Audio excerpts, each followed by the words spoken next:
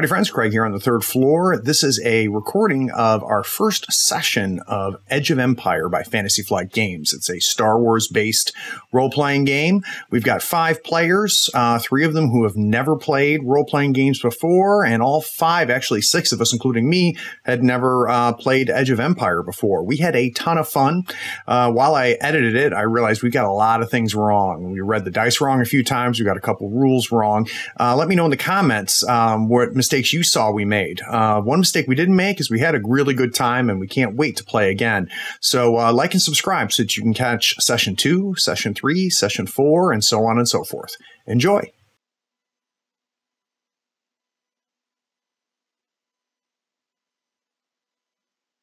With introductions. So I'll have each of you guys introduce your character. Welcome to share as much or as little information as you want. You'd probably want to stick to information that people in the practice sessions already know. Just give a general idea of, your career, your specialization, and just, kind of what kind of character you are. So Sam, let's start with you. All right, so I am the owner of the Roxy, which is our ship. Well, not technically the owner, but don't fight me on that. So sometimes we might have to go do some stuff with the Black Sun so that I can continue to own the ship, but it is definitely mine. I'm the mechanic, the pilot, think I'm smarter than I am, and think that I'm way tastier in a fight than I actually am. Okay. And how about you, Hop? So my character is Hop Koval. He's a smuggler and a friend of Sims and Uri.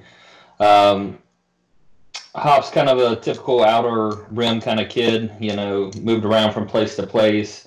Pops and Mom were kind of in and out of bad settings. Hop's a true gunslinger, right? So he likes to pull his weapon. He likes to shoot it quickly. So he's lately been working with the Black Sun Syndicate, trying to grow his career and go from there.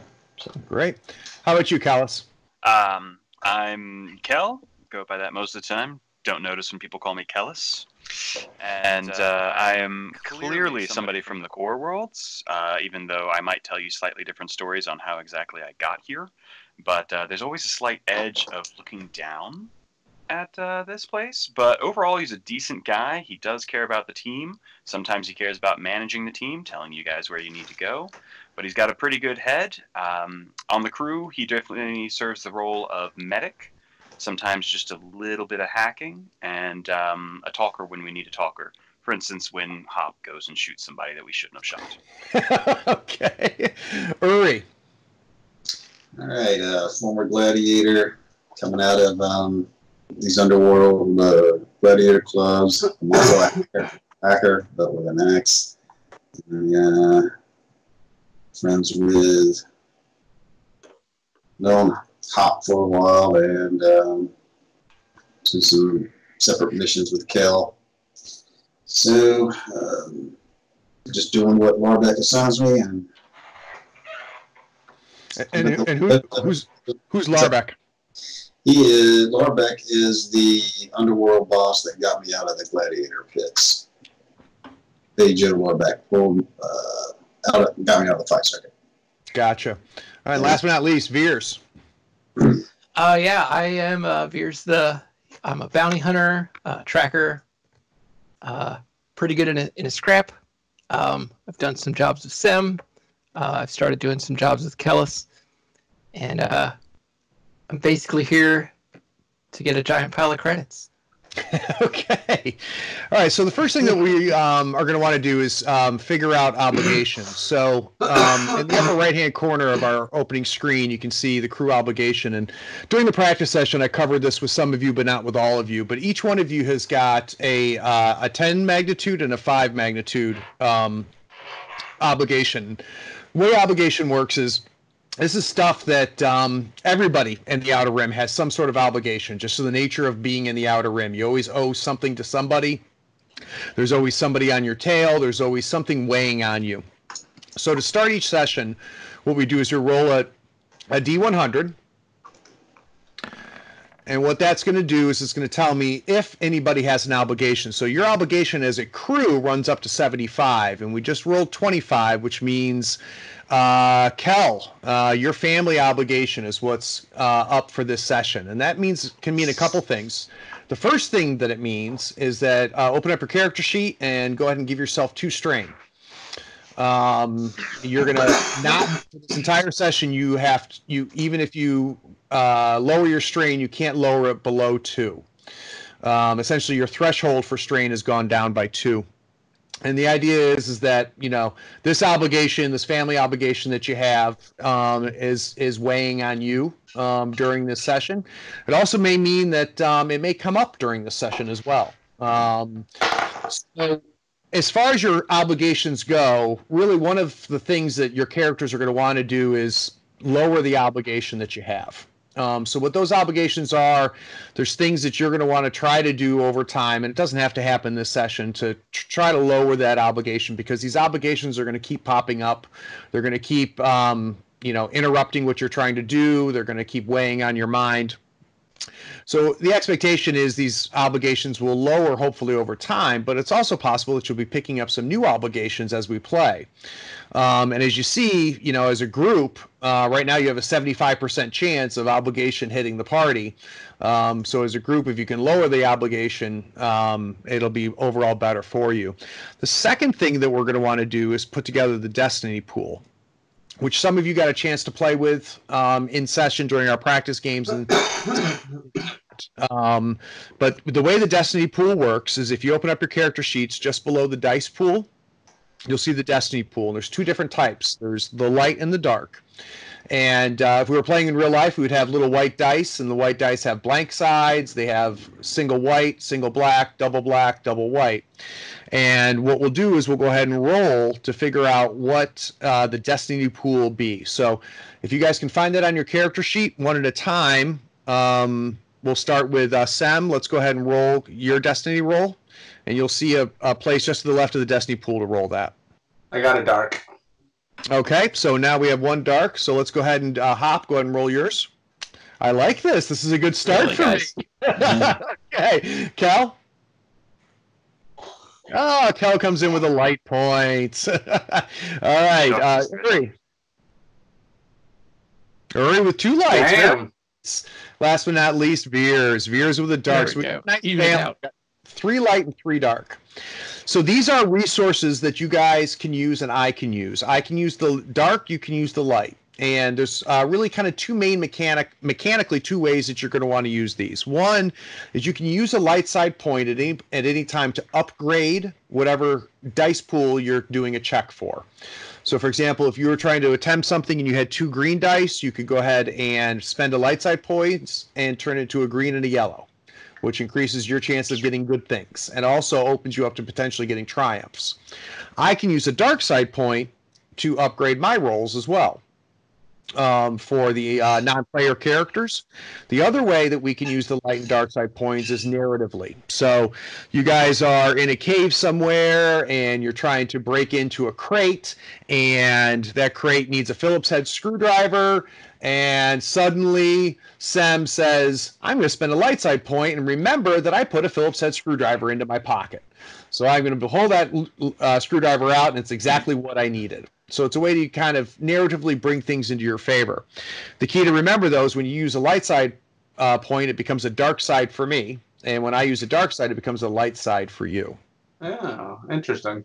Yeah, so it's kind of an ongoing, back and forth throughout the game itself. So let's kind of bring us up to where we are now.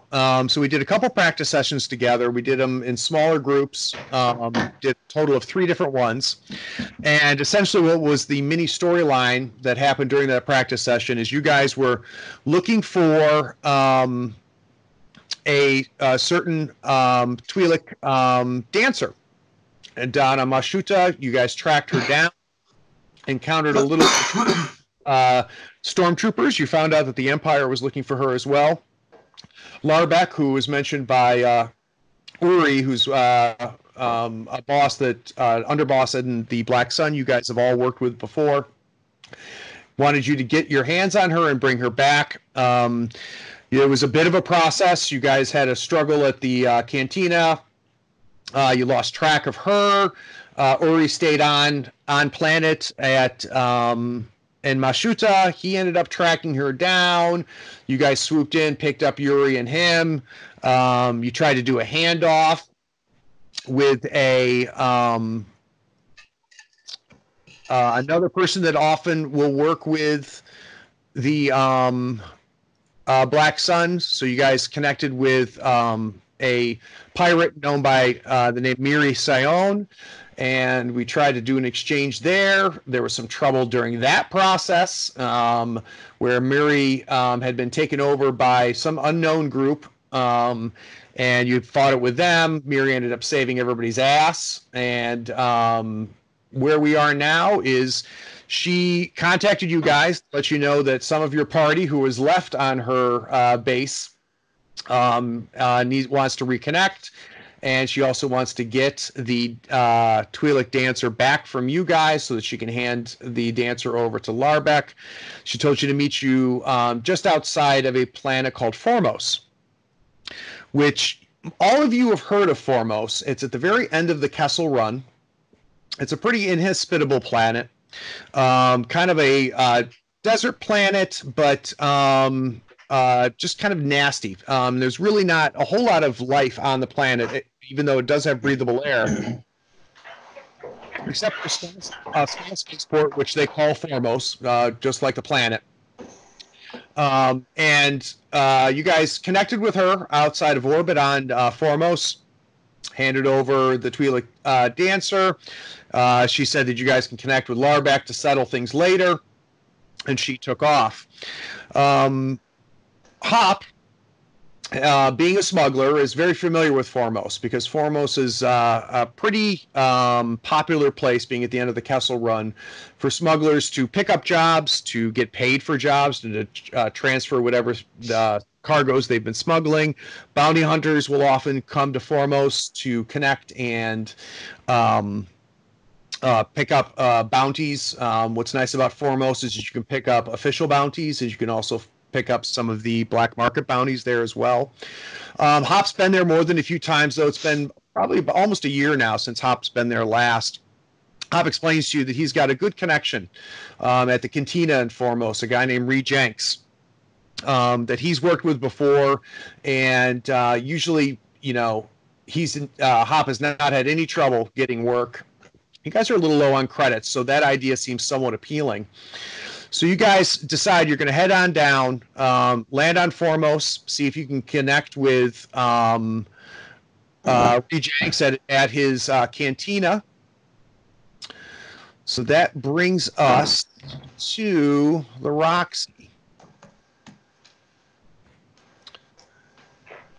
So you guys are all on the Roxy, and I want to know if there's anything that you want to do before you break atmosphere and start heading to the spaceport.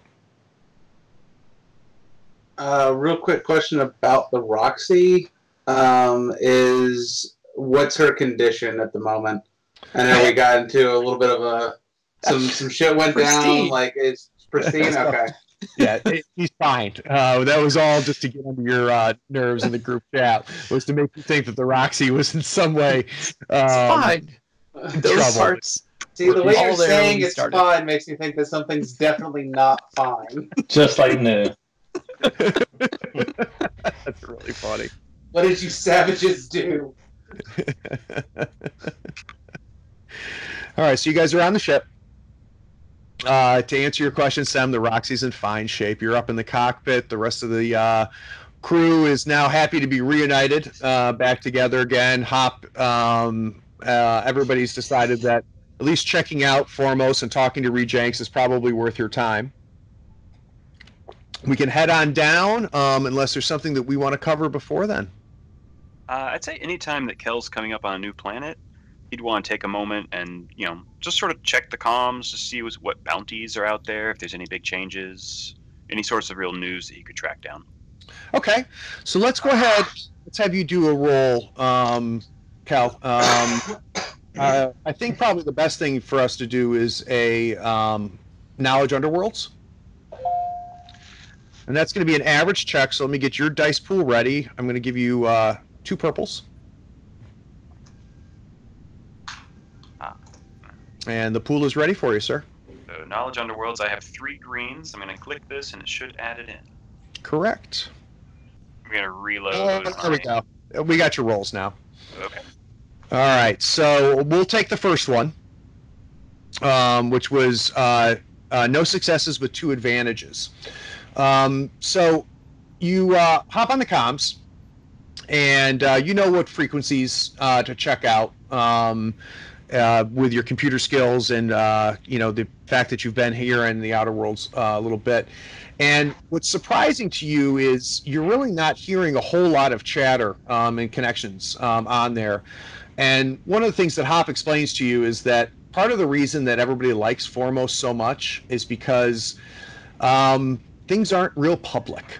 So you can't just hop on the comms and pick up things very easily. It's historically, Hop explains that things have been a little bit old school on Foremost, where bounties are done by a handshake and smuggling deals are done by reputation and honor. So you saying to Hop, hey, look, I'm not getting anything. Why are we even going here? Hop explains that's really not that odd. I think that this wouldn't be the first time Hop's had to explain that to Kel. Kel just keeps assuming that things are better than they. So are you saying that Kel is used to things functioning a little bit different because of his history in the core world? Just a bit. Okay. Anything else you want to do before we head on in?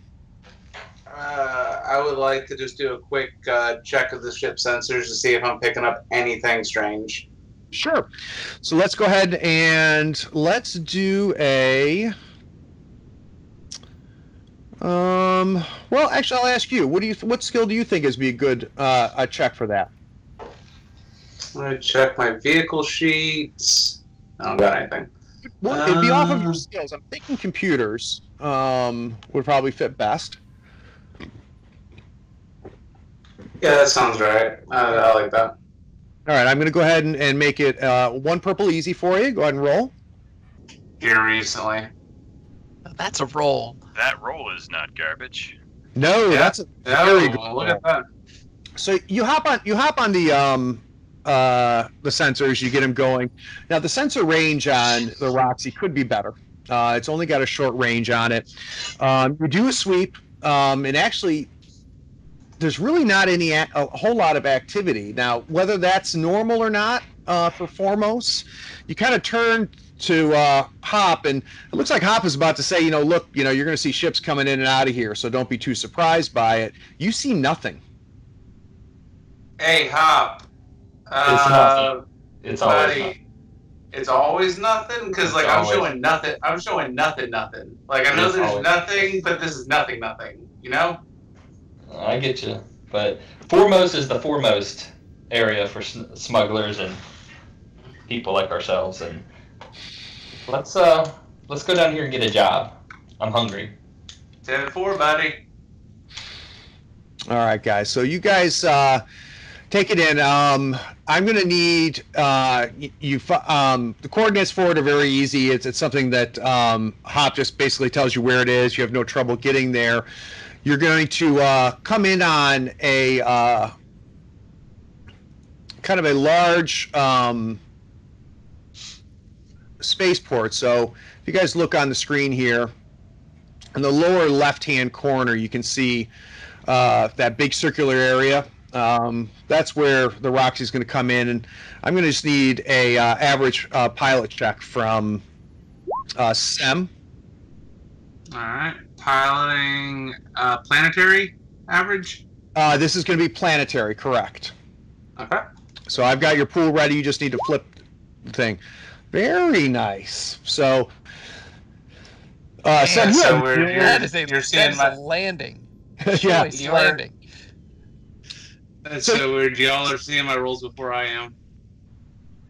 So, Sem, you start taking the ship in. You got 2 successes and a triumph. You start taking the ship in, and you get message coordinates that come up to kind of give you, step-by-step directions on how to navigate through the winds and how to kind of land it inside the circle. And the ship is not oversized for it. I mean, it's meant to fit there. If it was, a little bit bigger, it'd be a little bit trickier.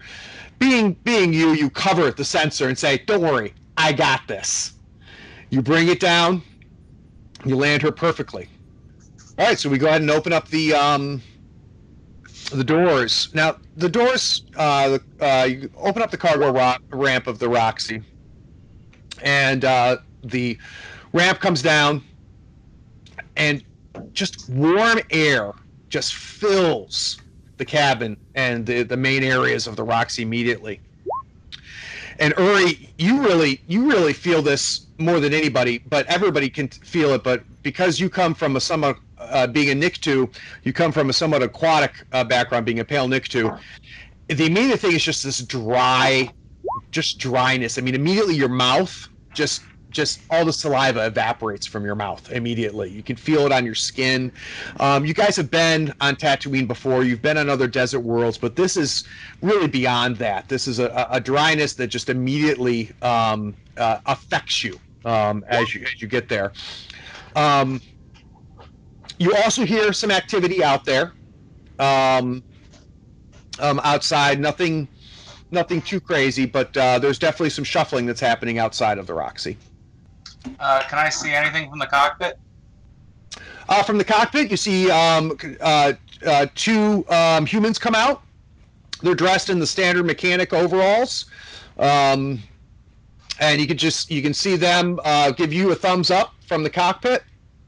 They seem somewhat impressed by that beautiful landing, and you see them walking towards the ramp, which by itself is really not that odd. All right. From the command center, can I kind of just do like a little ping to the crew? Or no, try. We got communicators. Yep, you guys all have communicators. You're all within earshot of each other too. All right, I just shout out, "Hey y'all, we got two coming up." Yeah, all right.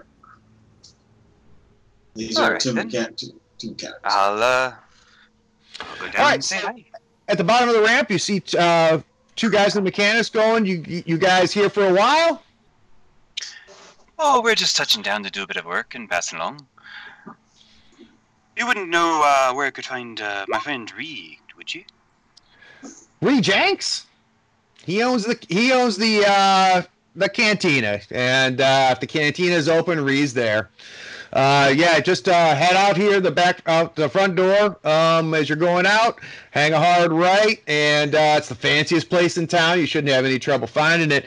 Do you guys need any work done? Well, you can ask my mechanic about it. But I think from the landing we just had, we're probably doing quite well. Has it been busy around here lately? Is that the same guy that landed this pretty bird? He is. Quite the pilot he is. It came down like a pillow. So I'm ready to head on. Nobody has shot me yet. So that's I'll say. So Hop will walk Nice, by young. and say, "It's down this way, noob. Let's go." All right. So you guys disembark. Sam, that you come off last, which is pretty traditional for the pilot to do, be the last one to leave the ship. Mechanic, obviously the attendant mechanic walks up and goes, "It's just gonna be the standard 20 credits a day, unless you want to keep her overnight. It's gonna be 40 credits. You guys want to pay up front? You want to pay when you leave? What you want to do?" How about we take, you got to see me do that pretty late, and how about that's your payment? Yeah, I thought it was worth 20 credits. My boss is not going to think it's worth 20 credits. Ah, shit. Let me see what I got in my bag. Wait, that's Hop. Hop Kobo, how are you, man? What's going on, man? How you be? What? You guys can pay when you're done. You guys can stay as long as you want. Thanks, man. Tell your sister I said hey. I don't think we want to talk about the hat. So they go head back to kind of to where their offices are. There's a big, pretty big front entrance that leads outside. Again, just real dry. Hop, one of the things that you're noticing is usually there's like 4 or 5 guys. They're kind of working this area here. It was weird just to see 2. But other than that, okay. I guess I'll walk up to one of them and ask him how it's going. It's been good. Slow. Yeah, this is slow? Yeah, yeah, that's probably the best way to put it. That's probably the best. Things aren't busy on Foremost like they used to be. I hear you. All right. Well, is the boss inside? No, he's not here right now. But man, you've been here several times. We're not worried about it. If you vouch for the ship and vouch for this crew, you're good. All right. Well, we're gonna go. So you guys are stepping out, I assume, and you go down into the streets. And if you kind of look at the visuals that I put up for you, this is kind of what you expect to see. It's what you've heard about Foremost. It's what Hop is very familiar with seeing. It's usually a pretty active little spaceport. Lots of commerce, a lot of different vendors selling it. Hop, you're very familiar with the kind of the climate here. You're expecting, probably, finding a water cellar wouldn't be a bad idea, or getting to the cantina soon would be really good. Uri, this atmosphere is really affecting you. I need you to go ahead and take a strain. So go to your character sheet and add a strain. It's not affecting the other guys nearly as much, but again, having the aquatic background you have, this kind of arid dry is really beyond what you've normally seen. There's just a few people walking around the streets. It's the architecture, like you see in the pictures, is kind of that pseudo, Tatooine, kind of hodgepodge architecture. You can see where there's different stalls. Some of them have some vendors in them selling, different foods and drinks. Some selling some goods and wares. But there's a lot of them that are empty as well. Yeah. Hop looks back at the group and says, "Guys, I can't quite put my finger on it, but something's going on here. This place is normally a lot more of a party than this. So keep your eyes out." I thought you said it was dead. What do you mean? It is dead. Nothing's going on. And this looks normal. What are we worried about? Jesus. Chill, bro. Chill. Let me just tell you. Normally stuff is going on here. Stuff is going on here, and something's up. All right. All right. So Hop, you know exactly where the cantina is. A little bit, about 5-6 minute walk from where you are. Is that where you guys are headed? Yeah. I'd like to stop by one of the vendors.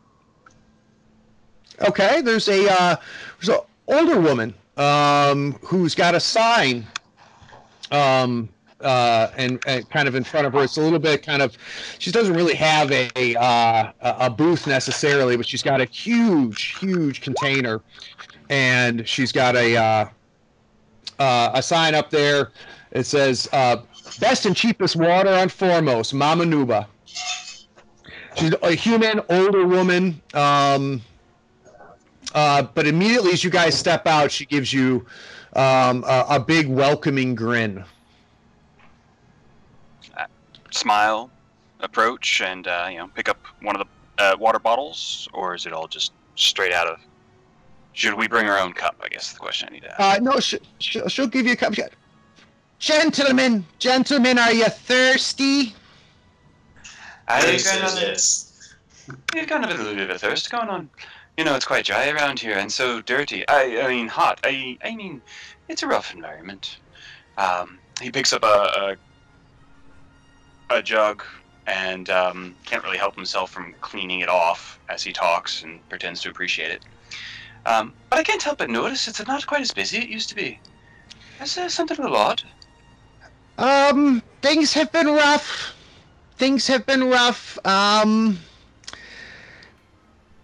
It hasn't been nearly as as free as it used to be. And I think that's hurting business. But, those of us here on Foremost, we're survivors. We're doing the best we can. We'll be all right. Now, normally, boys, it's going to be 3 credits a jug, but you guys all look like nice gentlemen. Let's say 2 credits apiece, and you guys can take a jug. Hop, that's about a third of what normally they would charge for water on Foremost. All right, I want to do maybe a street smarts check. Well, tell me what you're trying to figure out, my friend. I'm just trying to figure out what's going on here. I mean, he's been listening to the different folks, and it sounds like things are less free. Traffic's restricted. I'm getting the hunch that the Empire's here. Well, and just so you know, and you know this from being there before, Hop, the Empire's was there always here. Now, the one thing that was always interesting about the Imperial presence, now granted, this was before the destruction of the Death Star, but the Imperials was kind of a joke presence in the far southeast corner of the of the Foremost spaceport. They had have an installation there with a small hangar and a small garage with a couple speeders in it, and there'd be a patrol of 4 or 5 stormtroopers at any point in time out and about. And there's only one kind of business at Foremost, and it's all black market business. But the Empire was there, and they just kind of ignored it. That Jenks has hinted that he's greased the hands of more than a few Imperials before. So it wouldn't be, the reason I'm telling you all of this is it's not like suddenly the Empire's here and they never were before. They've always been here. Okay. But if you're trying to get a feel of kind of what's going on and try and take your knowledge of what's been happening, let's do a streetwise check. I've got the pool ready for you. So 1 success. Boy, you have a nice streetwise. 2 green and a yellow. So you're kind of looking around, Hop, and things definitely different. And it's not the obvious stuff. It's not that there's less people on the streets. That seems commerce has slowed down. You also are noticing people seem a little bit on edge. You see people looking over their shoulder a little bit. It's difficult to understand exactly why that's happening. But you remember Foremost a year ago really being a place where they really encapsulated the Outer Rim. This was a place where people that are doing the best to make their living on the edge of the Empire really could enjoy themselves. Even the fact that the Empire was there really didn't hinder their ability to make a few credits here and there. The feeling on the street has changed. Uri? Yes, I just wanted to get it. Go ahead. Yeah, I need you to do me a favor. I need you to do a perception check as well. I've already set your pool with 3 purple. Check. All right, I'm ready. While he's doing that, old lady is getting the jugs ready for you, filling them up, really occupying and kind of talking your ear off. I want to get an idea from any of you guys. Is there anything in particular you want the conversation to steer towards, or anything? I was just going to ask her about what the Empire's been up to recently, because I can see with them losing a Death Star that they might be doing a crackdown as a kind of show of force type thing. And I'm still being very skittish because Stormtrooper shot my brains out, so I'm a little skittish about Empire stuff right now.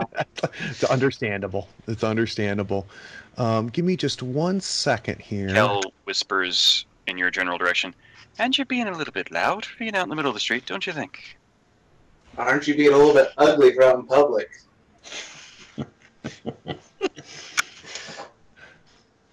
Okay.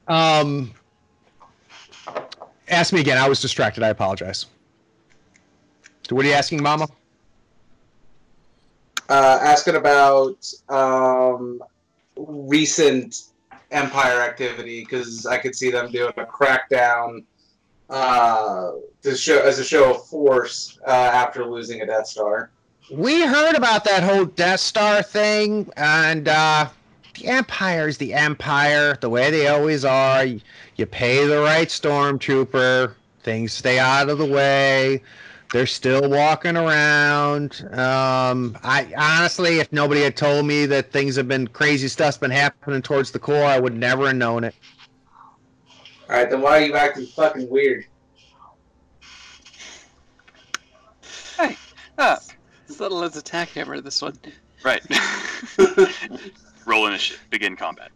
No. She's a demon. Old lady about to die. I try to step and make soothing motions. I lean over and so she can see it. I pay double what she asked, and I try a dash of charm, and I can make a roll if you wish. And I quietly say, "Hey, we've got to do some business over there. Do you mind keeping an eye out, and can you throw us a sign if you see anything odd?" You are such a charming young man. Favor, let's. I need everybody to lower their credits by 2.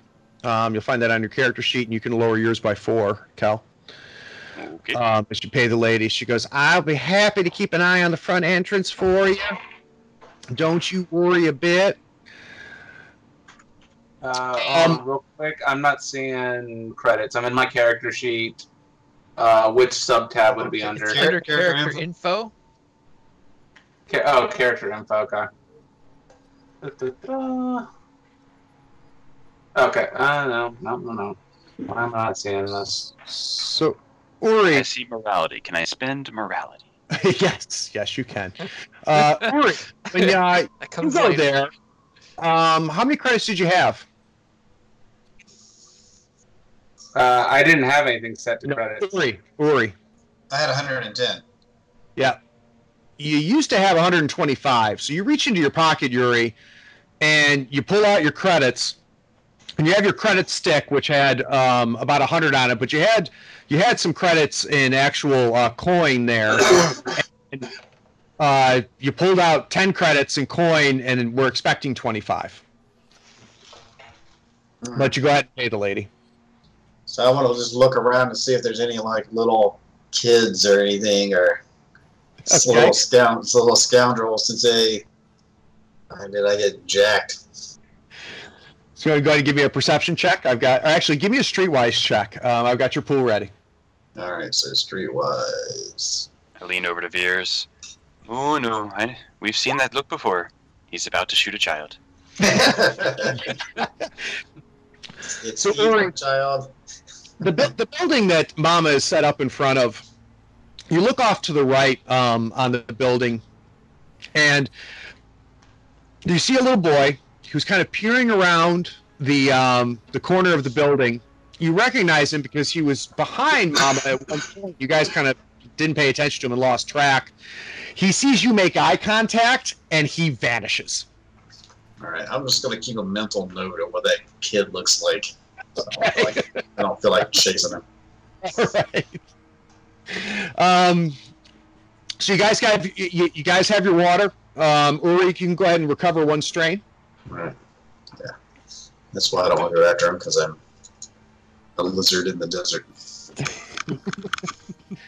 And Mama is very, very appreciative, Cal, of the little extra money. Yeah, Hop's already got bored at this point and has wandered down the street towards the cantina. Yeah. So you guys see Hop like rolls his eyes a little bit. He starts heading off down the road. Okay, off we go. All right. So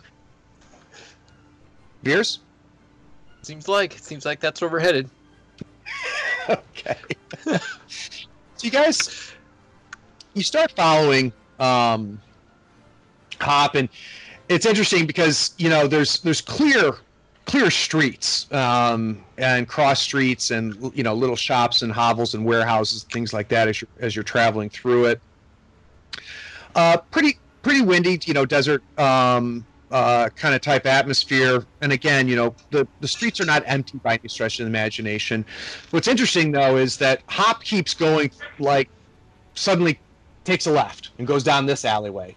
Then takes a right and takes you to a different street, and then takes a left, and it's obvious that Hop, you're very familiar with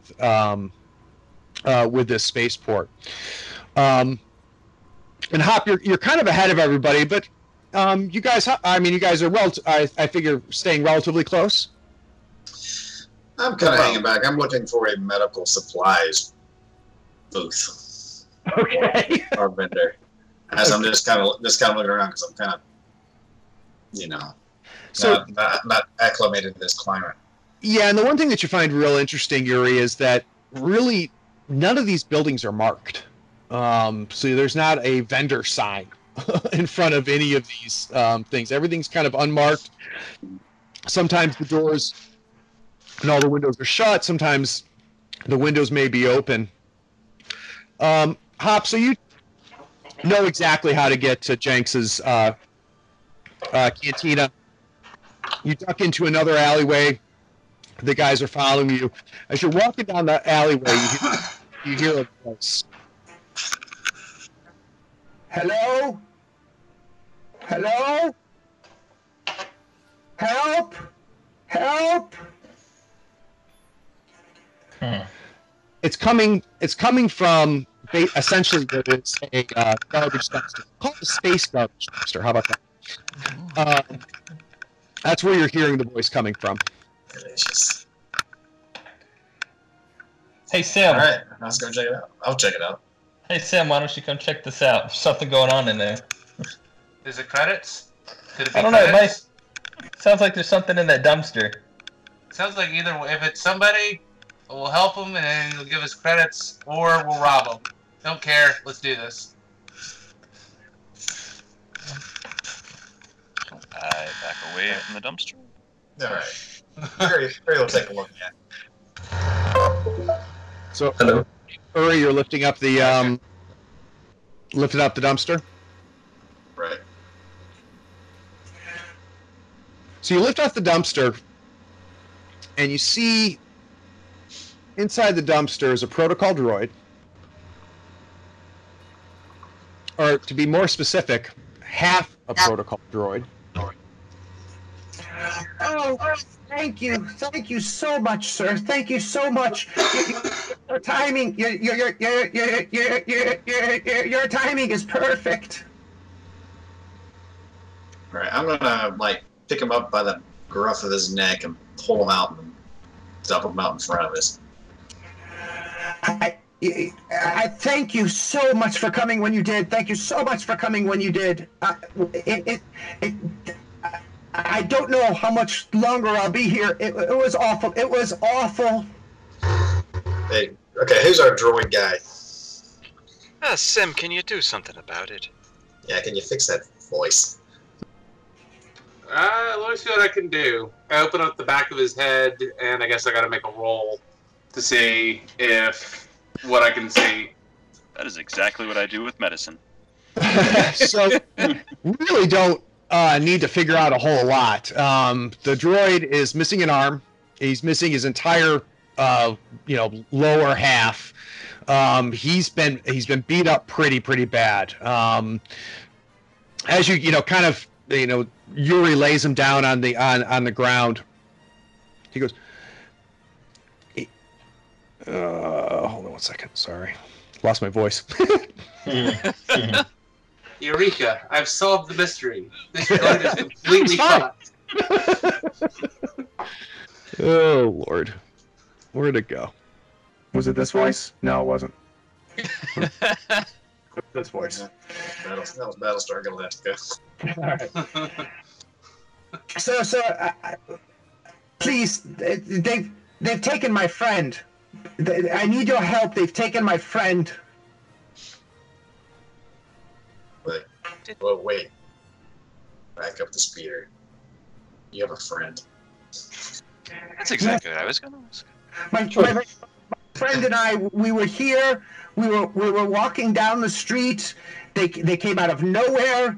They assaulted me. They tore me to pieces. And he's gone. He's gone. They've taken R4. They've taken him. All right, Tin Can. Just a second. Who's they? It was 4 humans. I didn't get a good look at him. It was awful, I tell you. It was awful. They tore me to pieces. You look at me. You start seeing smoke. Start seeing smoke coming out from different joints and parts of him. He seems to be flickering. The lights in his eyes are going on and off. They took all of them. He's my friend. He's gone. What was the name of your friend? R4W9. R4W9. He's my closest companion. They took him. And why were you down here? So why were you and your friend R4 down here? R4 has been doing incredible work on the Kessel Run. He's charted all of it. He has the shortest paths. We're here to sell it. Very valuable information. Oh, we definitely need to find R4. Please find out. Please.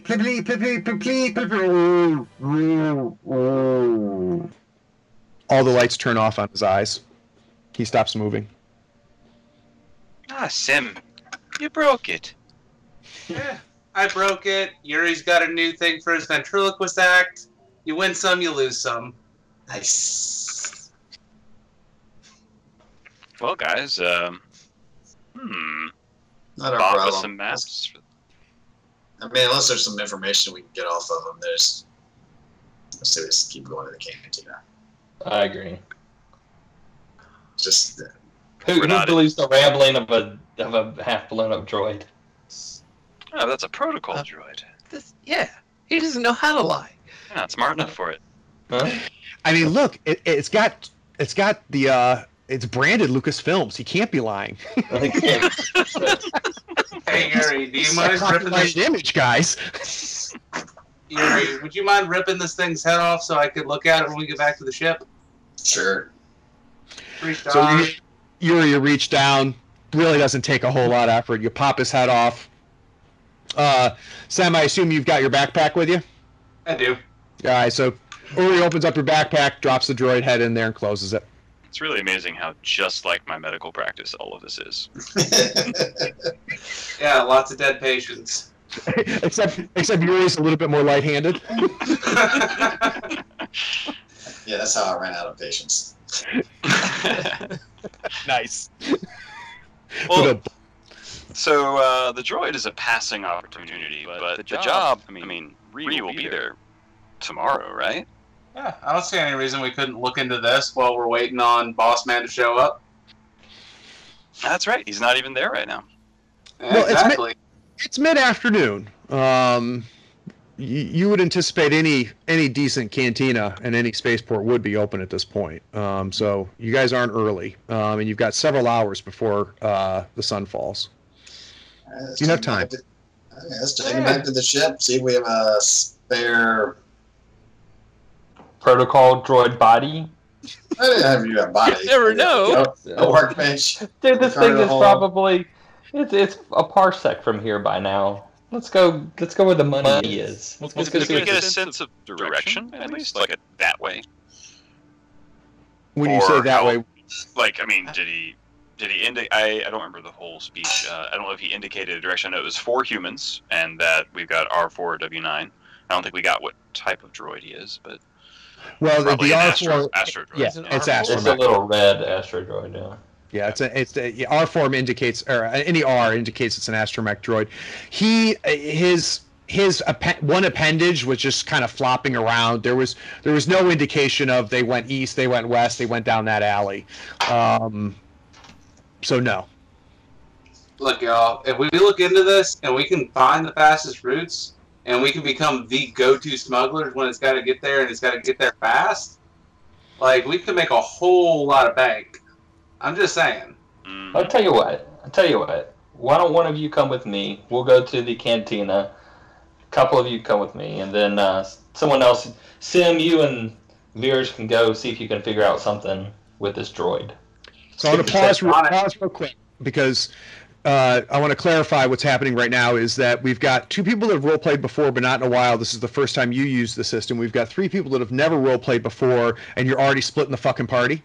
Yeah, I was sitting there going, let's not. Yeah, that sounds complicated. How do I go? I'm glad you paused. Like, how do I go about saying never fucking split the party?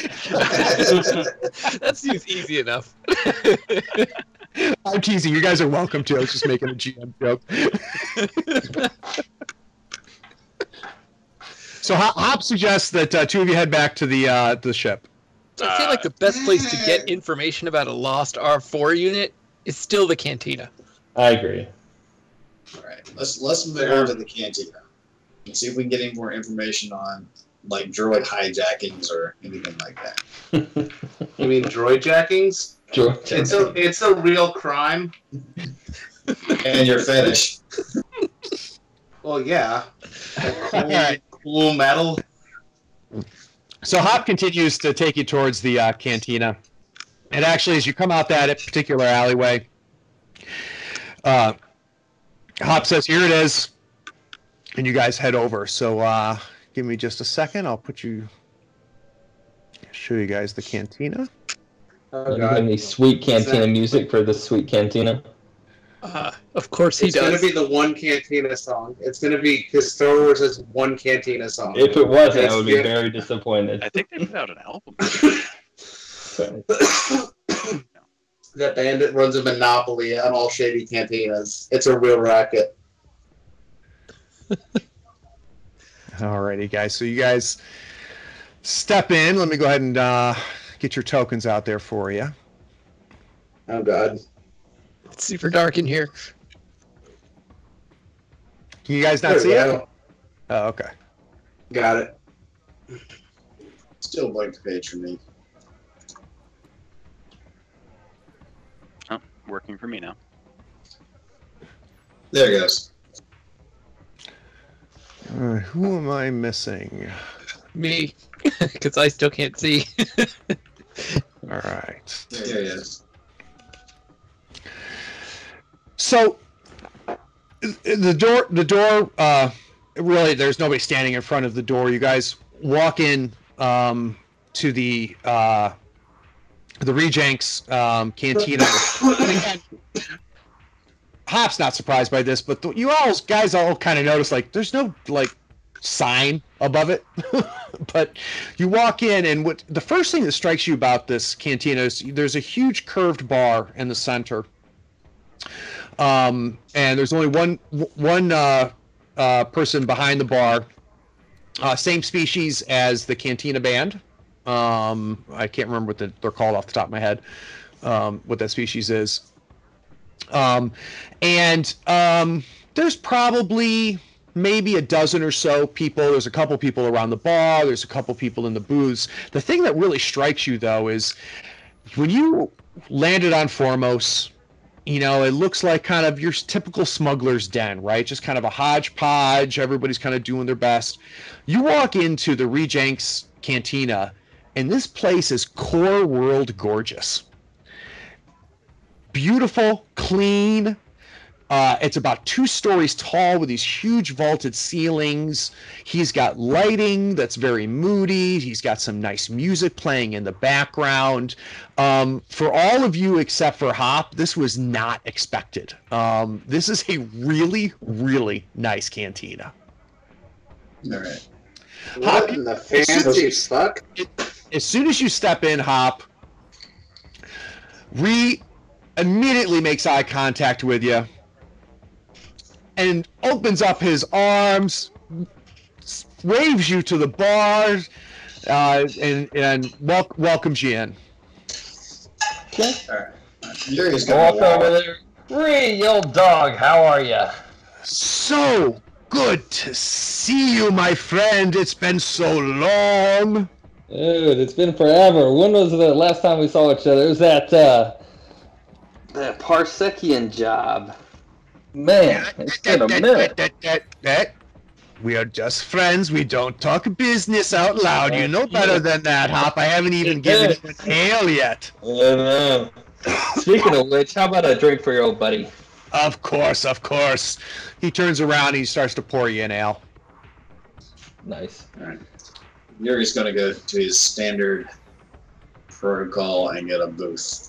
And kind of just kind of keep an eye on, what's going on. We figured out early that Uri is definitely a booth guy. He doesn't like the table.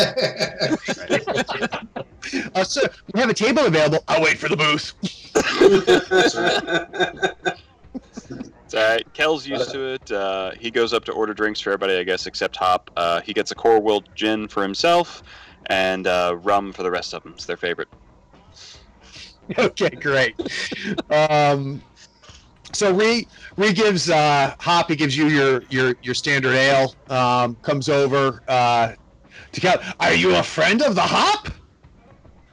Aye, well, we've done a bit of traveling together. We get along decently well, but he did not tell me just what a lovely establishment that you have here. This is the nicest cantina in all the galaxy. It is the Rejenks. Well, I agree with you that it is the nicest cantina in this part of the galaxy, and I appreciate it very much. Galaxy. Oh, the guy. What are you drinking? So he takes your order, turns around, and starts pouring it for you. Something that's interesting that kind of all of you notice, you have been the outsiders many a time at a cantina, and usually, especially in this type of cantina on this type of this part of the galaxy and this a planet at the end of the Kessel Run, you would have expected some side eye, some strange looks. Nobody's even paying attention to you. Everybody's just kind of having their discussions, talking to each other. Nobody's talking very loud. The music's not even very loud. It feels like it should be like a dance club of some sort, but everybody's just kind of, having their own little private conversations. Okay. So Hopwood leans in and he says, "Oh, Ree, how's business these days?"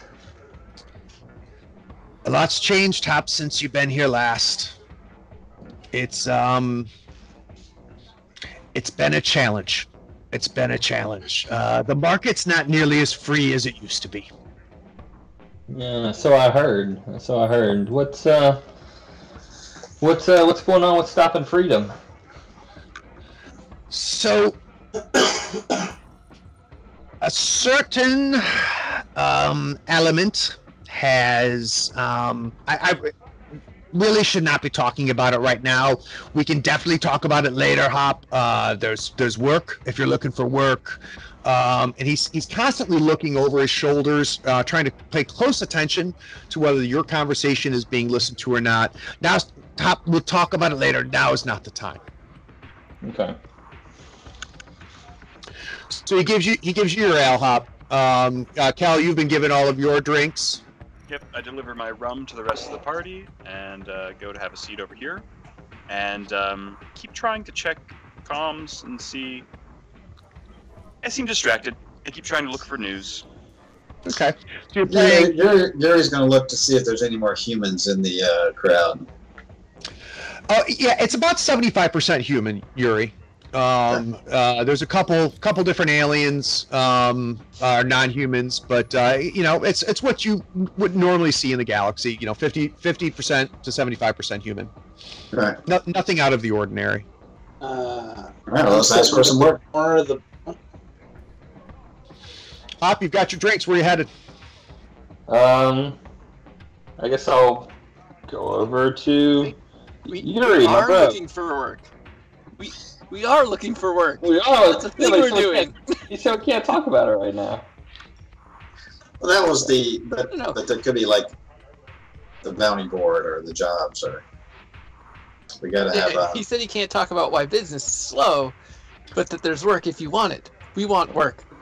Let's talk about getting some work. How about that? Hey, Rod. Reed, you got any jobs for us?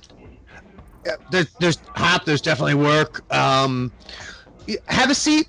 Enjoy yourself, my friend. It is so good to see you. We will talk business, I promise.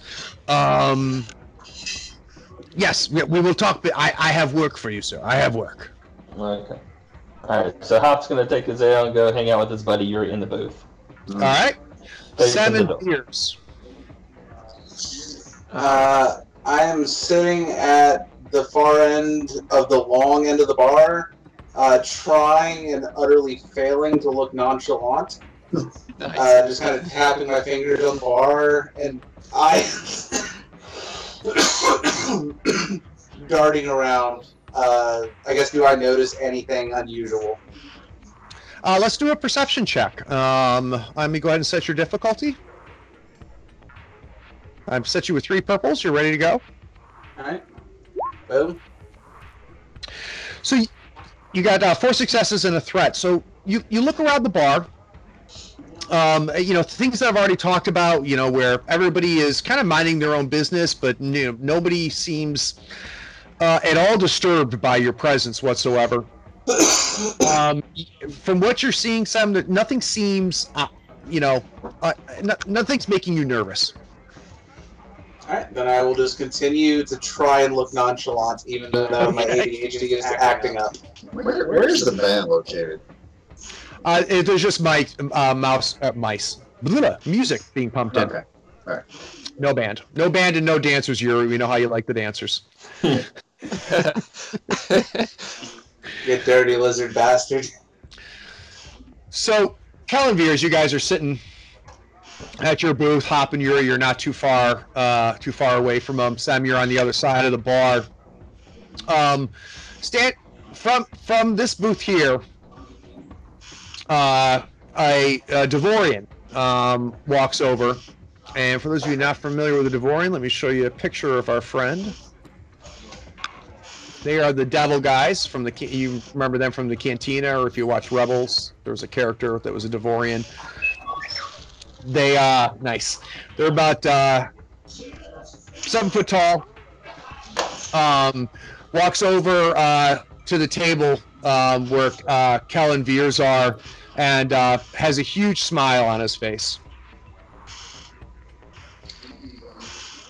Welcome, gentlemen. You look new to town?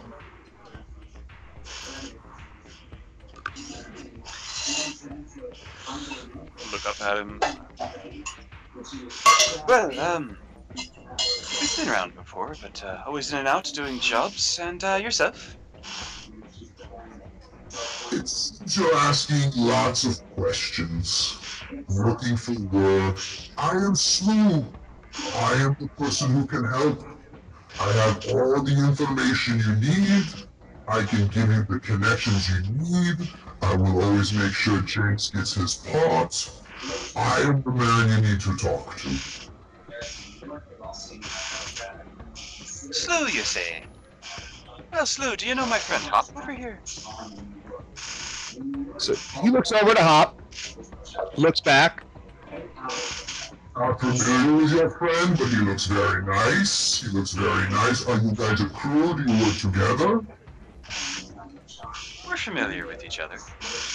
We've done the job together from time to time. Slew is your resource. I can take care of you. Okay. What's in it for him? Head What's in to it for him? Streetwise to try and gauge this guy. I'm gonna ask you a huge favor, Sim, to stop rocking in your chair.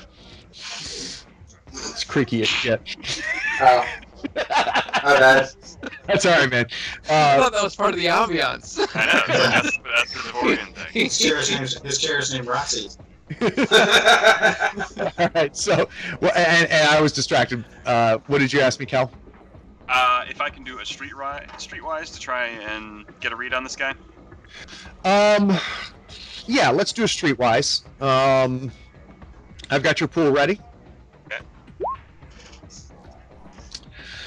So you kind of look him up and down. He seems genuine. He doesn't seem very nervous. You get a helpful vibe. Okay. Well, I make sure that He grabs a chair, pulls it up. I make sure that I've got Hop's attention as well, since this is his turf and he knows the game, he knows the people. And then I start sort of feeling him out for what sort of offers he might have for jobs. Okay, so Hop, Yuri, and Sem, you see this huge Devorian who comes over, is talking to Kellen Veers, grabs a chair, saddles up to the chair. Before I have the conversation with Kellen Veers, is there anything that you guys want to do?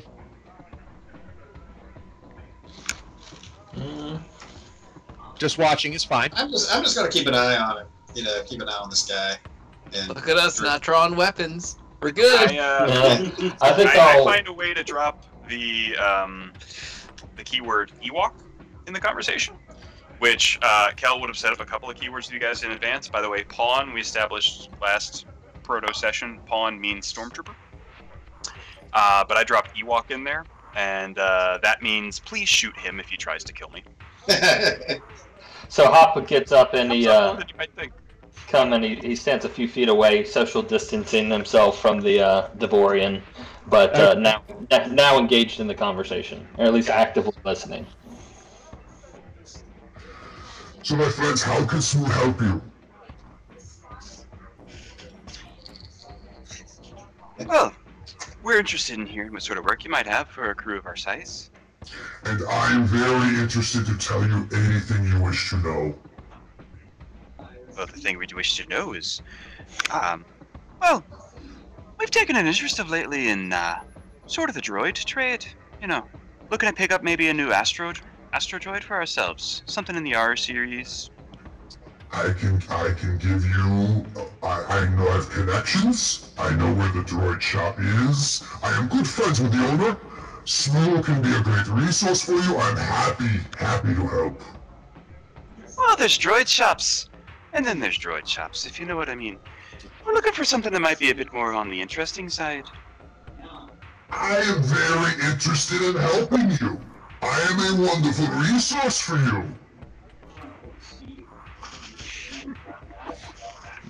Yeah. Does anybody else want to jump in so I don't just run this whole conversation? I think you're on the right track. Okay.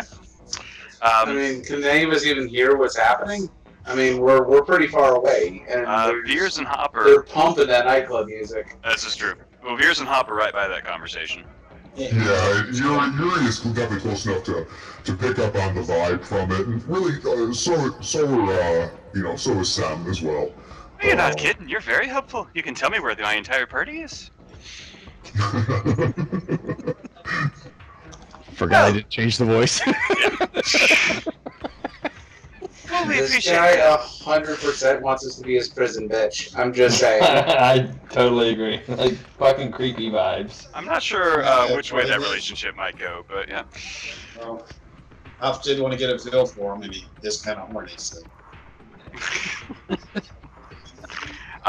Okay, well, I Let me put basically... this a different way.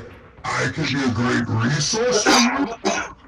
You help Smooth, I help you. Well, now we're getting into a bit more of the hand-wringing art. So, what exactly could we do to help Smooth? You can start by buying me a drink.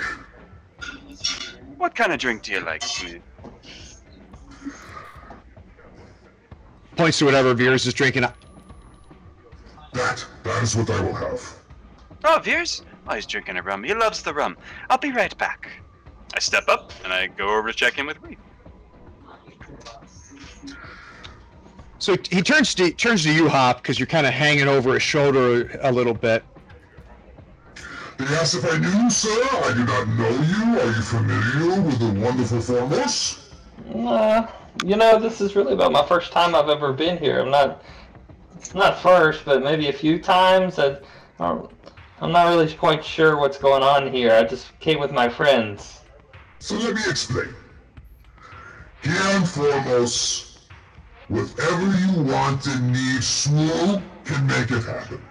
I'm a resource. I will get you what you need. You help Smooth, I help you. Okay. Do you know where any work is, Schmooze? I know where all the work is, my friend. I know where all the work is. I even have direct access to the biggest bounty in the area. I've got, in fact, the same man, 2 bounties. That sounds fun. Let's hear about this bounty. Yeah, I would love to hear about your brownies. I mean, bounties. I would love to tell you. This is a devil's three-way, guys. Abort. I help you. Well, how can we help you, Smooth? How can we help you help us help The you? drink is wonderful. Information is valuable. Let's see. What kind of information is Smooth in the market for? I don't need the... Who has the information? You have the credits. Over. So, Cal, you've gone over to the bar. By Sim. Checking in with him. Yep. And get Ree over there. Hey, Ree. Who's the Smooth? It's Smooth. He likes to cut deals. He thinks he has more connections than he really does. He's not a bad man. He's a good man. He knows to take care of me if he strikes any deals. So, if we went out with Smoo on a job working with his limited resources, what are the odds that I come back with an extra hole in my back? I mean, no, he is safe. The work here is dangerous. You know that. I like it when you get the job from me, I get a bigger cut, but if Smooth does the heavy lifting and you do a job with him, I still get some cut. Okay. Fair enough. Well, I grab an ale for him, because you guys will pick up by now, Kel always gets the wrong drink for people. And I mentioned to Sim that we may have a line on that astromech. And then I take the ale over to our buddy Smooth.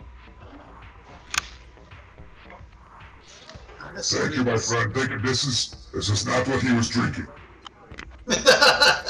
Oh, I'm sure. It's exactly the same. It's wonderful. It is wonderful. I like it cold, but this is fine. This is good.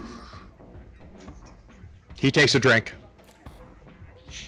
How much is this great bounty gonna run us? How much is this information gonna cost us? Are you talking to yourself, Yuri, in the booth, or? No, I'm just trying to Deep thoughts. Writing in his journal. If you'd have put more chairs in this booth, he probably would have sat with us. So, my friends, are you looking small jobs, big jobs? Do you want just information? Do you want work? What can Smoo help you for? Let's ask him about the state of the planet first. I mean, why is it so subdued?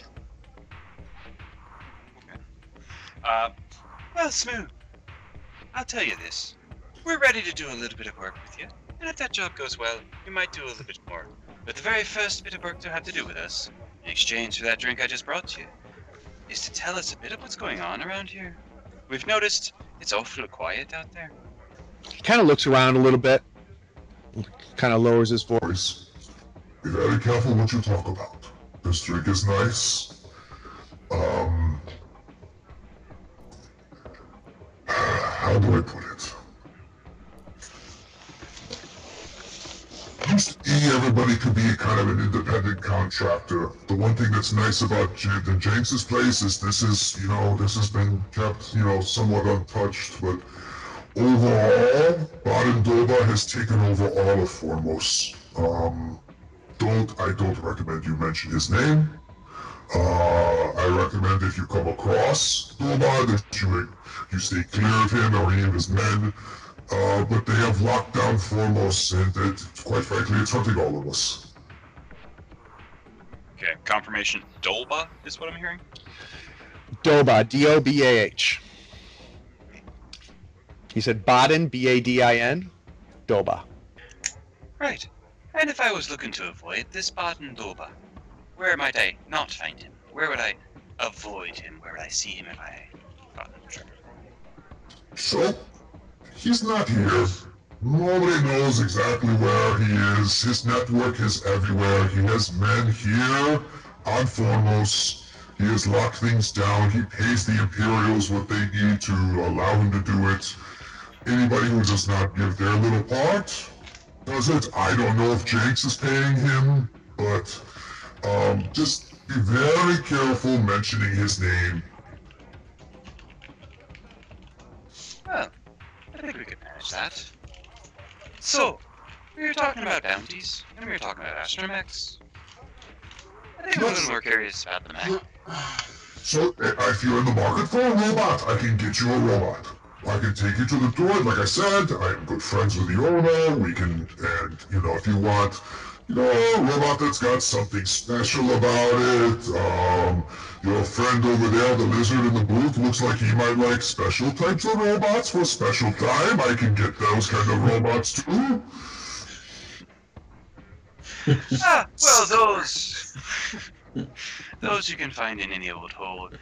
No, I was thinking along something that might have particular knowledge of the... Is it the Keswick run?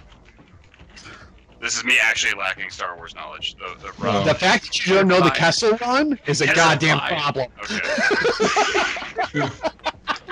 I remember there was something about the Falcon did a run. Okay.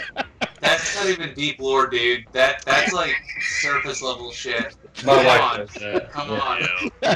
That's like I walked by a Star Wars poster. You haven't seen Solo?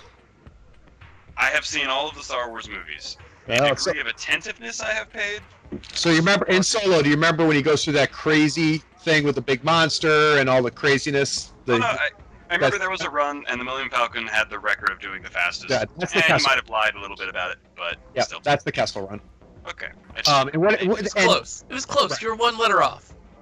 So the Kessel run it's basically like many different things, connections throughout the galaxy. The Kessel run makes things very efficient from going from the core to the mid to the outer rim. It's just a very dangerous run. So really not a whole lot of official traffic ever takes it. You don't see passenger ships take it, things like that. It is pretty much used by smugglers or people on the run because it's so dangerous, but it's efficient as hell. You know, it would actually make a little bit of sense if Kel didn't say it correctly in that case. I don't disagree. Believe it or not, you were in character. Landed. So anyway, basically Kel gets around to nudging that yes, he'd like to go see a droid shop, and along the way we might talk about some of those bounties he's interested in on the way to the droid shop. Well, let's talk bounties too, because we can buy a droid anytime. But do you guys want little bounties or big bounties? How big are we talking about here? Veers. Oh, Veers, you're our expert on bounties. Maybe How big are we talking about? I have the biggest. I've got a line on the official bounty, and, how do we say, the unofficial bounty? And it's about someone that we don't talk about, if you know what I mean. I don't know what he means. Let's go with the one that we don't talk about. The party votes for danger. All right, so he pulls a data pad out And it's pretty obvious, Veers, that you're being looked at as the expert on this bounty situation. He slides the data pad over to you. It's a very something you're very familiar with. It's a small data pad, usually up there to show, the different bounty hunters carry it all the time. And he brings up the first bounty notice as soon as you touch the screen. Brings up this screen here. And let me actually give you something that you can read, because I don't think you can read that very easily. Give me 1 second. That seems like a good number, right? I thought I had. Oh, we're good. I made a handout for it, but this is a Aqualish, which you guys have seen in Star Wars movies before. Everybody, of course, but Cal, who's never seen Star Wars. So on there it says, the office of Moru Duel, administrator of the spice mines of Kessel, is offering a 10,000 credit reward for the killing or capture of the Aqualish pirate Baden Doba. This dangerous outlaw from Imperial Justice is guilty of the murder of the Empire's security operatives, destruction of the Empire's property, movement of contraband, black marketing of narcotics, and acts of criminal conspiracy. For more information, contact any local representative of Imperial authority. So, Veers, you look that over. On the kind of the range of bounties, 10,000 is pretty good, especially from the Empire. So this is obviously an official Imperial bounty, which in and of itself is a little rare for them to be as public about that. A lot of times you have done work for taking bounties for the Empire before, but it's always been kind of under the table. So that's bounty number 1, my friend. The second bounty? It's a hut bounty. Same man. They will give you 5,000 dead, or they will match the Empire alive. I like the sound of this. Well, the Empire said dead or alive either way. Hop, you want to do bounties for the Empire, you do bounties for the Empire. There's never any competition, right? Empire pays cash. Horny boy. Yeah, the Empire also just tried to make our nuts for our faces were, though. I'm just saying, like, it might be less, but at least they won't try to fucking kill us. We did torture and kill their people, so... So he pulls the data, pay it back. He puts Irrelevant. Put it back in his jacket. I got information that can start, that can get you started. This can happen.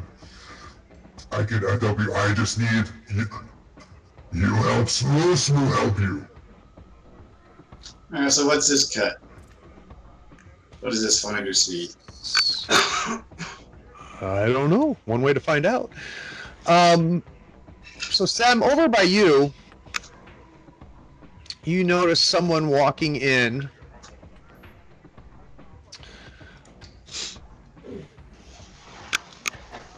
Watch out, they've got a name. That's never good. God damn it. Let me give you kind of a bigger picture here. That's Greedo's little sister. Yeah, I forget what the hell is it. What are they called? A Greedo. Rodian. So a female Rodian walks in, Sam, and Rodians have never been quite your taste, but even you acknowledge that this is a very attractive Rodian. She's dressed really, really nice, really kind of matching the bar, not matching the planet. Walks in, goes up to the bar, immediately goes, and they start having a conversation, but it's really difficult to notice. More than a few heads have turned in the bar to check out who you know is Zakuta as she has walked in. And the conversation is a lot longer than just ordering drinks. Alright, I'm going to try to nonchalantly move closer so I can hear, but because of who I am, I'm not doing it well. Okay, we'll have you roll for it anyway. Can you do me a skullduggery check? Let me set your pool. Okay. All right, no 2 purple. nonchalant skill. No. All right, so yeah, you definitely get closer. Yeah, that's good. It's really hard, Sam, for you to exactly know what they're talking about, but it's a very friendly conversation. They obviously, this Rhodian woman, know each other. You can definitely get a sense that the heads turning had more to do with her looks than necessarily who she was. But that conversation continues. Let's go back over here to the booth. Snoo's head also turns and turns back. And goes, I love her so much. She is the most beautiful woman on all of Formos. Now, back to helping Snoop.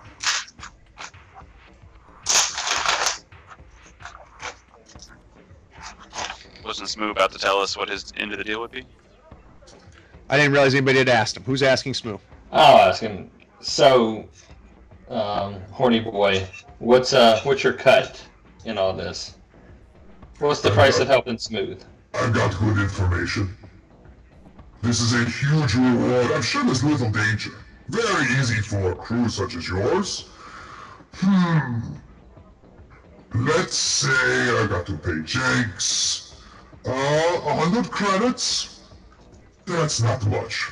And I will point you in the right direction. 100 credits? Veers, that doesn't seem completely out of line. I was gonna say, that seems like an okay number based on math. That's gonna end up 10. That is, in We all fact, know it. a number. We all know this guy's gonna end up dead. That's true. We're looking to turn him in for 5K. And we don't have to pay Satan that. Oh, I guess we have to pay him up front. So. That's the question. Can we pay him out of the bounty? Let's offer him 50% now and 50% later. You mean 50 credits now and 50 credits later? That would be 50%. Yeah, we don't have 50%. Well, not 50% of the bounty. Right. Oh, no. 50% of his cut now, 50% after we land a bounty. After He we broke his spot, dude. I've got the credits. Here's got the cash, man. Apparently, you have to hand it to him to hold for you, because you have a problem. Hey man, you guys are watching and the little kids jack me.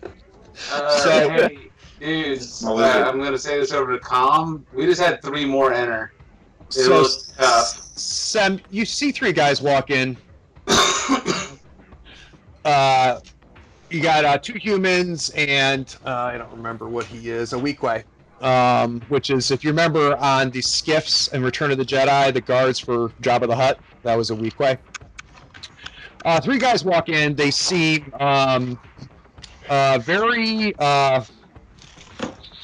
nonchalant and want to be noticed as they walk in. And the human here in the lead heads right to Zakuta and kind of cozies himself up to her, and they start to have a conversation. So let's go back to the booth here real quick. So what are we doing? Yeah, we're going to try to convince him that half up front, and then the other half out of the bounty. Who's we? Who's having a conversation with Snoo right now? Yeah, I'm gonna walk up behind the guy, and I'll be the You'll be the coercion that we need. Yeah, I figured Veer's working the deal. He's our bounty. Yeah, that seems like the idea, right? And now that he's behind me, he'll provide an assistance. Yeah. Sure. Wait, who has the best negotiation? Let's see here. I only have 2. That's probably me.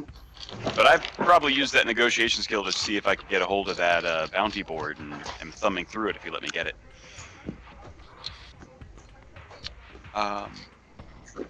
Yeah. Yellow, green, green. I'm probably the best negotiator. But I still think it should be Veer, because he's our bounty hunter guy. What do you think, Jim? You want it? That's fine. That's fine. If it is negotiation, then it will be 2 green. But I'm going to take the assist from Uri behind me. All right, so I'll go ahead and add a boost for you. Can I verbally got those light assist side without? points, don't forget. Can I verbally assist him in some way? You can. I've added your boost as well, Kel. Okay. Actually, no. You have a much higher. What is your negotiation skill? It's it. My negotiation skill is 2, based on my presence. Is that correct? 2 green. Yes. 2 green. Okay, and then Kel, you said you were 2 yellow and a green. A yellow, 2 green. A yellow, 2 green. So you're actually going to upgrade as an assist, not give a boost, which is even better. So the pool is ready. Veers, if you want to go ahead and roll it and role play it for me. All right. Oh, that's not good. That's not good. Half now, half after. Are you paying him 200 now? Wait, no. 50 now. 50 up front, 50 after. Okay, 50 up front. Okay, what is after? Define after for Snoo, your friend. We're all friends. After we collect the bounty. So I only get paid if you get paid? This seems fair to me. Can I get a quick, let me look and see what I want from Mr. Yuri. Someone's going to pick his pocket again. Yeah, Yuri, you reach and you have 2 credits left. Coercion? Yeah, let's do a coercion check. By just your sheer presence, my friend. I've got the pool ready for you with 2 purple. Alright. So, Snoo definitely recognizes now Uri behind him on the chair. And Uri, you are just close enough to make the situation a little uncomfortable. He makes eye contact with you. He turns back to Veers. That's very fair. 50 now, and 50 when you collect. That's very, very fair. Sam, it's pretty obvious things are getting a little uncomfortable with this woman.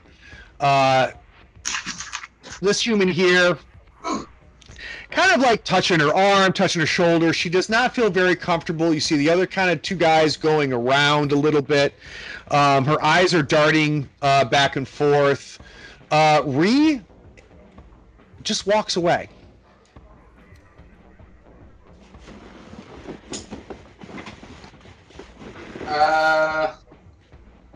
Alright.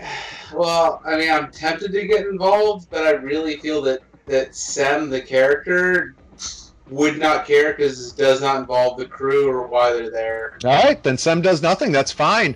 Uri and Hop, it is, and Cal, all of you are seeing what's happening here as well. Whether that matters or not, I don't know. And is anybody giving Snoo 50? Oh, let's figure out how to give him his 50. Alright, I got it. All right, fine. Yuri's got it. All right, so Yuri, just take 50 out of your credits.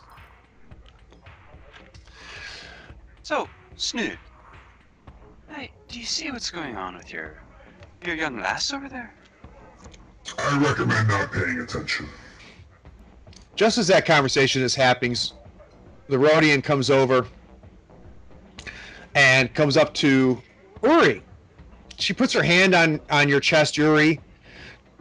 She pulls you down close, puts her mouth to you, and she goes, please. Nope. Marcus stepped away. Fuck Marcus. I'm back. Okay. So Uri, as the negotiations, as you've paid Snoo, it looks like Snoo's kind of about to kind of give the information that you need. This Rhodian kind of wiggles her way out from the crowd at the 3 humans that are barging on her at the bar. Comes up to you, kind of grabs you by the shoulders and pulls you down, and says, "Pretend you know me." And she immediately puts her arms around you and she goes, "It's so good to see you again." Who should do this to? To you. Oh. You're big and strong and can protect her from all of those. Alright, it's like, alright, good to see you too. How can I help you? Human comes over. He goes, Big Guy, I'm having a conversation here that has nothing to do with you. My girlfriend and I need to talk. He grabs her by the arm. She's still holding onto your arm, Yuri. And he starts to pull her away. Alright, I'm just gonna put my hand on the guy's shoulder aggressively and say, excuse me. This has nothing to do with you? Do you know who I am? Get your scaly hands off of me. Two friends are getting a little bit closer. I'm just gonna, like, at this point, just grab his wrist. Has immediately stood up and is starting to move away. I gotta we're out. Gotta grab the guy's wrist that's trying to pull her away and ask him if he has a problem. You're about to have a very big problem, my friend. This is my girl. She says I'm not his girl. My girl and I have a conversation to have. Come, Zakuta, let's talk. All right, boys. Okay, I'm gonna motion to all the guys to give him the I'm just gonna say Ewok. you scream it like it's a rape whistle? Ewok. Ewok was called. Yes, I'm gonna say, listen, you little Ewok. There we go. All right, I pull my blaster at the word Ewok, and jump up onto the counter, screaming about how today's the day, motherfucker. Hop up on the bar, Sam. Let's go ahead and let's do some rolling here. That's gonna work out well. I think this is a cool check for you guys. It's going to be a vigilance for the other two. Wait, so which other two? For the the three NPCs. For the rest of you guys, kind of saw this coming. There's been enough of a conversation. Things have escalated a little bit quickly. This is not an unexpected encounter. I'm acting like an idiot. Nothing new. So you guys go ahead. You can give me a cool check. I've got one person missing. Who's missing on the cool check? I am. What do I need to click? I have rolled many initiative rolls, and not once have I had a single success, except that time when we didn't count it. Well, all right. Very nice. All right, so now we've got Mr. Bunt rolls his. I've got Spear. Let's roll Guts.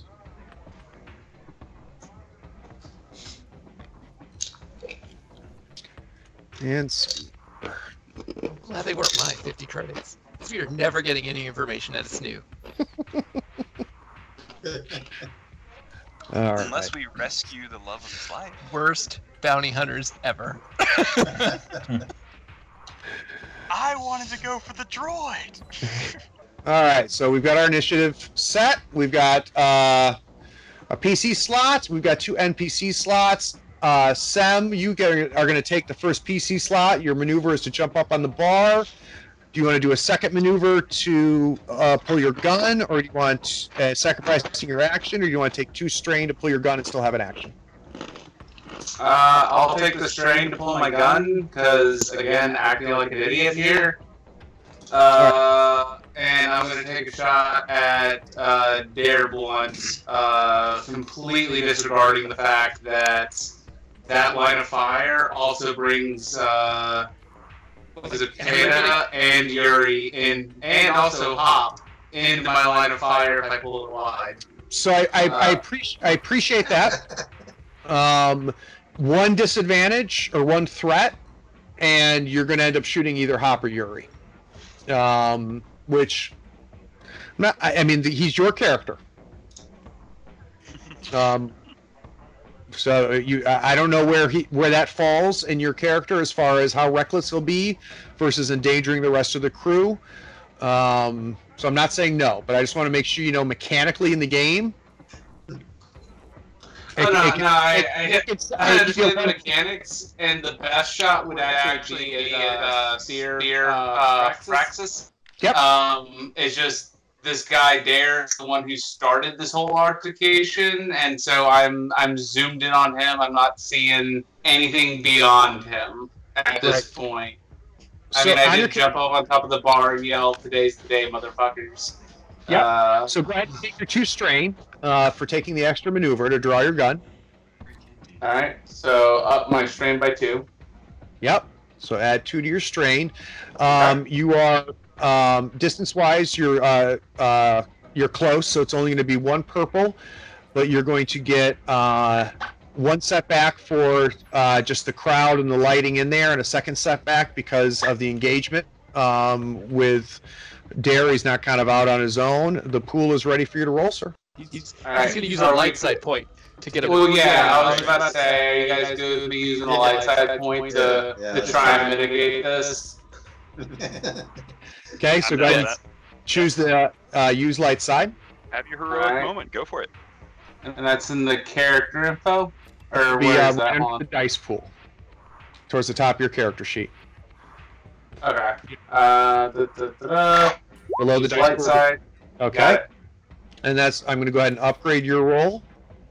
All right, so now go to combat and find your gun. I got it. And go ahead and give it a roll. All right, so Sam, you jump up on the bar. Now is the time, motherfuckers, I think is what you said. Today's the day, motherfuckers. Today's the day, motherfuckers. You point the gun. You shoot. Luckily for you, you have no successes. So, it totally misses Mr. Blunt. Totally misses Hop. Doesn't even hit Sakuda. Doesn't hit Uri. But both Hop and Yuri are very, as much as they've gotten kind of used to your bullshit, it's still, they can't quite believe you did this. It's shocking. Time, right? So both Hop and Yuri, you're going to have a setback on your next roll. Nice. That is a PC. Let's go to our first NPC, and that's going to be Mr. Blunt. All right, he is going to... Yuri, you've got him by the arm. He's going to immediately try to pull out and pull away from you. What is your brawn? Right? I'm sorry, your I should ask. I'm sorry. What? Brawl. So if you go to your skills, scroll down to the very towards the bottom, you see your combat skills. Yep. Okay, brawn is the brawl. I don't see a brawl.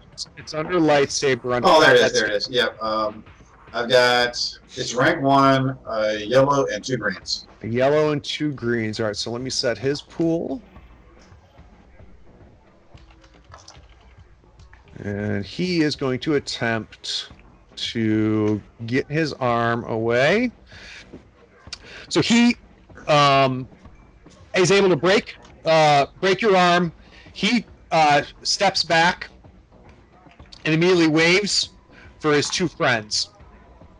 So he pulls back here, kind of breaking from his 2 friends. He's broken clear of you. We see Zakuda kind of sliding over here. Who is gone. Let's take a look at our next friend. Let me figure out which the next PC that's going to, or NPC that's going to go. All right, so the Weequay pulls out a knife, and it's a vibro knife. You see it moving, and he immediately comes in to engage Yuri, and he's going to take a swing at you. Give me just a second here. So he comes in, charges at you, swings the vibro knife, hits you.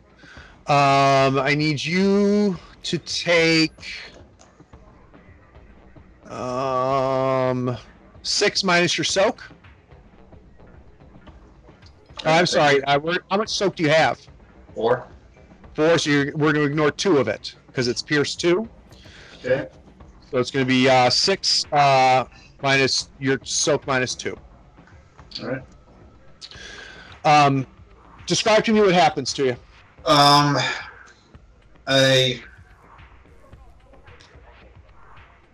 taking. Let's see. Yeah. I take a stab to the forearm. Okay. I try to block. Put your block it. Vibro knife comes, slices your hand, slices your forearm. Right.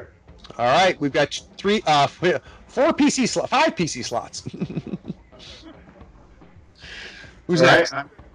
That's the second one that gone. Third one's going to go. This is Spear Fraxis is going to go ahead and go. He pulls out a blaster, turns towards you, Sem, and is going to go ahead and take a shot. Let me set his pool. He fires his blaster. Sem, it flies past you. It doesn't quite hit you. It just kind of comes over the shoulder.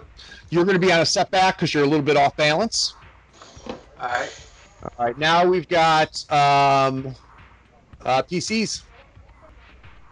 Not knowing the entire situation, I'm going to go. Can I just do a fist fight with like Braun? Well, all kinds of things you want to do. I just need to know who's going next. So there's going to be four of you get to go. Who's going first? Yuri? Yeah, I'd be waiting for Yuri to get done with his axe before I step up, and then I'm going to go for Zucata after that.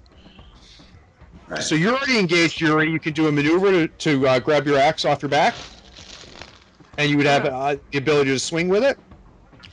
You could take 2 more strain and pull the axe off, aim, and take a swing at him. Yeah, since they fired blasters, I'm going to go ahead and take the 2 strain and swing with the axe. All right, go ahead and add that strain. Okay, I'm up to 2. All right, so... Well, you never took the strain from the... so you should be at 4 strain now because of the atmosphere. I said you took extra strain. Well, I took... Oh, that's right, you drank the water. Yeah. That's right, you're right. Yeah, just 2 strain. Yep. All right, that old ninny didn't warn us shit. Thinking about it. All right, so this is a melee attack, so you get 2 purples because of the threat from Sem's wonderful gunslinging. I've also got a setback die in there for you. Your pool is ready if you want to swing your axe. Yeah, all right.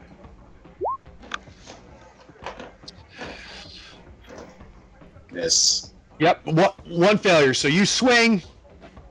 Obviously, this weak way, very familiar with combat. He sees that he cuts your arm. He sees you reaching for the axe. He's able to dodge out of the way. The axe swings over his head as he ducks down. We've got another PC slot. Okay. So, what I'm going for is this. I would like to approach Zucata, and I want to convince her to move to this chair to my right, and that I will stand as a shield between her and everybody else. The reality of what I'm doing for the rest of the party is, if we're going to fight for her, we're not going to let her run away in the middle of the fight. Okay. She has no trouble going with you. Okay. So yeah. But she comes over here, you stand in front of her and kind of block her in. That. Yep. All right. I'm super glad that one of us is a reasonable person. All right, so we have Veers and Hop left. All right. So I'm going to draw my blaster, and I'm going to use a free action to set it to stun. Okay.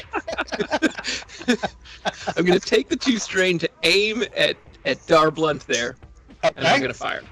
All right. So you do not have the setback. You are in close. You'll have 1 setback just because of the chaos in the crowd. Your pool is ready. Oh, very nice. So that's going to be 9 damage. But this is at stun. So it definitely affected him. He's knocked down. But you have a triumph to work with, sir. What do you want to do with that triumph? Triumphs are really good things. Gosh, I don't know the answer to that. I feel like I would like this to definitely put all of his compadres there at off balance, because they saw that he was shocked by that blast. He shat himself. He just shat himself. Everybody saw. It's So he goes flying, Veers. He goes flying up against the bar. He is definitely disoriented, not completely knocked out, not completely stunned, but pretty messed up. And definitely has a huge effect on his buddy here. In fact, kind of knocked into him a little bit. And the Weequay hears the commotion of the bar stool falling down, and you see him kind of half turning to figure out what the hell is going on. All right, so we have Hop left. Right about that time, Hop draws his blaster. Now, why did Veers get a free action? Is that a character thing? That was so that's an incidental of him just flipping his gun from to kill the stun. I see. All right, well, I draw my gun, and man. It is not on stun. That's your maneuver. I aim it at that Dare Blunt's face and pull the trigger. Okay, let me set your pool. Your pool is set, sir. Go ahead and give it a roll. So don't forget to take your 2 strain for your aiming. Do you want to aim? Yes. You said the words aim. I did say the aim. Oh, you did. I'm sorry, I missed that. So take your 2 strain. I did. And I've added your boost for the aiming. All right. Yay. I don't see it yet. Oh, you hit your combat knife. You don't want to hit him with a combat knife, right? No. Okay. Here it is, heavy blaster. That's the one. Bam. There we go. All right. So you pull the blaster, take a quick aim. He's kind of, half down there. You shoot 9 damage. Describe to me what happens. And I want to know what happens with that threat. Okay. So Hop pulls his gun and he smokes Dare Blunt there, but Dare's not he didn't die completely, like, just it wasn't cold dead. He's shooting his gun as he falls. He's just shooting wildly. Gotcha. And that kind of throws you off maybe for your next. You're doing a little bit of dancing. That's right. All right, that sounds good to me. All right, we are at the top of the turn. I've got a PC slot before 2 NPCs go. Let's say Yuri goes. I think Yuri. Yeah, Yuri. Yuri, 100%. All right. What are we going to do, Yuri? Gonna take another swing with the axe. The guy All right, in my I'm going to go face. ahead and use the dark side point. All right. And I am going to. Did you set the axe to stun? All right, the pool. It only has one setting. The pool is ready for you. Go ahead and swing your axe. Oh. All right. So, again, you take another swing at him.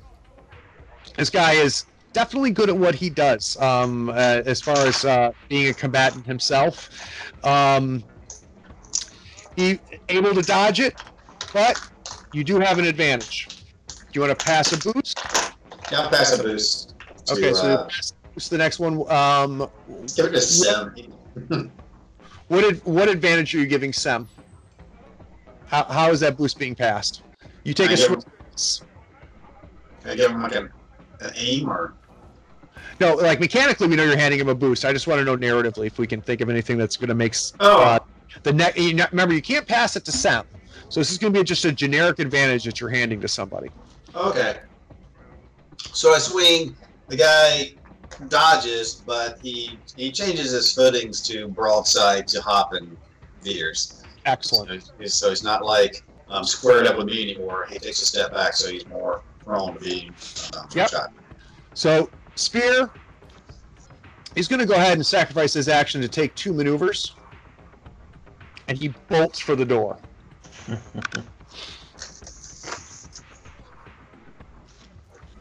The Weequay, pretty proud of himself. Kind of this Jackie Chan moves he's been doing on you to avoid 2 vibro axe swings. Well, he's got his little vibro knife. He's going to take another slice at you. Give me just a second. So you have swung twice with your axe. He's kind of dodged both times. Both of your footings have been kind of back and forth. He takes a slice at you, going for your midsection. You're able to pull back and block the attack with the with your vibro axe. You block it with such a strength that the vibro knife falls out of his hand. I've got a PC slot. I'll say, get him to surrender, maybe? Yeah, I was about to step up and try to encourage him to encourage all of our people to stop the fighting. Hop. Okay, let's do this. I'm going to say this is hard, so I'm giving you 3 purple, and I'm going to need a leadership roll from you, Kel. All right, I got 3 green. Is there any light side, dark side you want to do? You're also going to get a boost from Yuri. You're the next rolling. So you can have a boost. I would like to use the light side, because if we can stop this without fighting, we may be able to get something out of Goro or Gagoro or whatever he is. Good Goro! Giving the party a moment to say no. Yeah, go for it. Alright, add a light side to that. Do I add a light side? Do you? I need to click. So you click the button, use light side. Click. Alright, so that gives me 4 dark to your 2 light. I've got your upgrade in the pool. Go ahead and give it a roll. Boom. Take it. Damn. Kel, tell me what happens. All right, so Kel steps up, and he looks like older and frailer among all these like rowdy Jackie Chan types, the guy swinging the axe. But when he speaks, his voice just cuts right through the dance music and the fighting, and everybody stops to lean in a little bit closer and listen up. As he just browbeats them in just this long run of invective, Core World's invective, talking about how we shouldn't be brawling too much, we don't need to be killing each other, and look, your boss is already dead, so let's just stop this right here. I'll spare you guys the accent for that long run. But so, first of all, I'm mad at myself because I don't have a record scratch sound. That was a record scratch moment, right? So, Cal, you step up. You raise your hands up, and it's just a very convincing speech. Not only are you pointing and explaining that, your boss over here, he's dead. The other guy is out the door. You've lost your knife. Hop, Yuri, very convincing, as Cal, what Cal is saying. I'm going to go ahead and stop the encounter as is, and you guys have a Weequay who doesn't look real happy. So that's a good first session 1, guys. What we'll do is when we play again, we'll find out kind of what our situation is. So to kind of recap, you guys had a nice conversation with Smoo, who wanted to help you, and told you about a bounty on Bad and Duba. You had this human here, who's now dead, Mr. Dare, comes in, starts harassing Zakuta. She comes over for your help, Yuri. That turns into an encounter where Hop just blows his fucking face off. Sem's on the bar, making all kinds of noises, just shooting his blaster everywhere. And finally, the voice of reason, Kel, not only was able to get Zakuta somewhere safe and also in a place where she couldn't leave, was able to kind of break up the fight after Yuri disarmed Gudgoro.